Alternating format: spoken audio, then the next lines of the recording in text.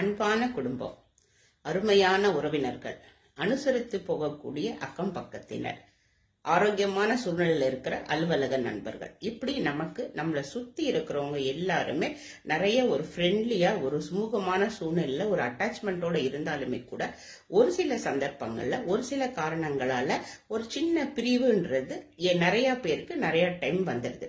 அந்த மாதிரி சமயத்துல ஒண்ணு அதுக்கு காரணம் நீங்களா இருக்கலாம், இல்ல மற்றவங்களாவும் இருக்கலாம்.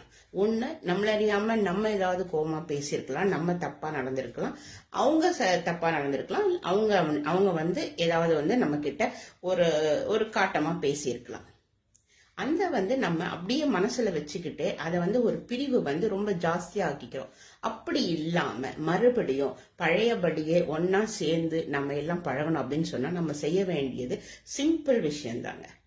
நம்ம தப்பு பண்ணியிருந்தோம் அப்படின்னு சொன்னா போய் மன்னிப்பு கேட்டுடுவோம். அப்படி இல்லை, அவங்க தப்பு பண்ணியிருந்தாங்க, அவங்க நம்ம கிட்ட மன்னிப்பு கேட்கறாங்கன்னா நம்ம ஈஸியா மன்னிச்சிருவோம்.